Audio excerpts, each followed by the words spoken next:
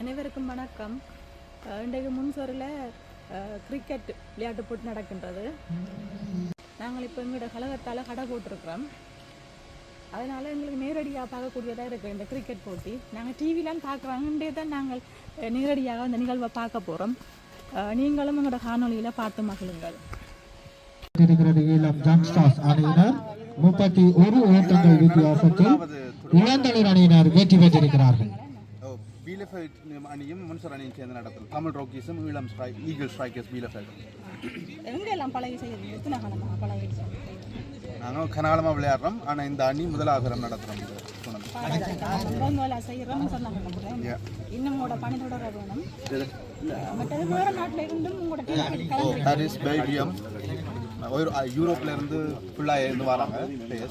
எல்லாமே இலங்கை தமிழ் இலங்கை தமிழர்கள் இந்திய தமிழ்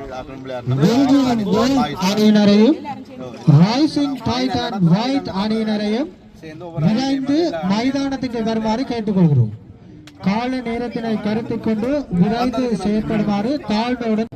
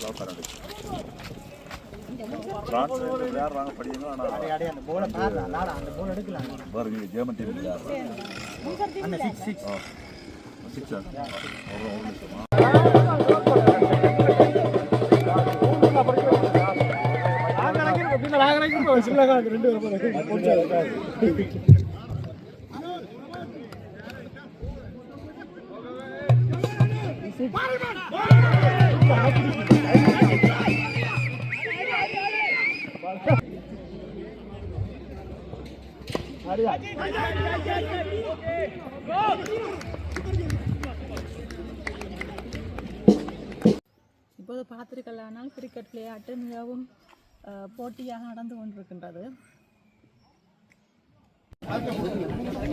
முன்சொல் தமிழர் கலை கலாச்சார கழகத்தில் தான் இந்த கிரிக்கெட் போட்டிக்கு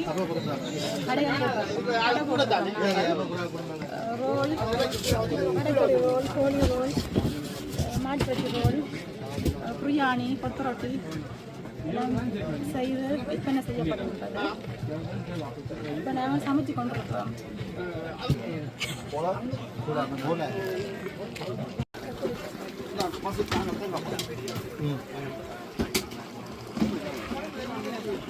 நீங்கள் சமைக்கிற ஆள் மாதிரி இல்லை, அங்கே அந்த பக்கம் போங்க.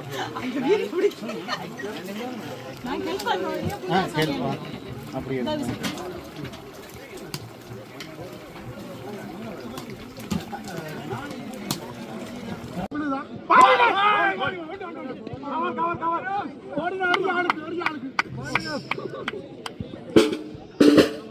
அதாவது நினைவில் வைத்துக் கொள்ளுங்கள், குவார்டர் ஃபைனலில் வெறும் 3 ஓவர் பந்துகள் மட்டுமே தரப்படும். அனைவருக்கும் நினைவூட்டுங்கள், 3 பந்து பரிமாற்றங்கள் மட்டுமே குவார்டர் ஃபைனலில் நிகழும். விரைந்து செயற்படுமாறு கேட்டுக்கொள்கின்றோம். ஆகன் பிளாக் நண்பர்களை நேரம் போதாமையை இருப்பதனால் இந்த போட்டியை விரைந்து நடத்தி முடிப்பதற்கு ஒத்துழைப்பு தருமாறு அன்போடு கேட்டுக்கொள்கின்றோம். பரிமாற்றங்கள் மாத்திரமே.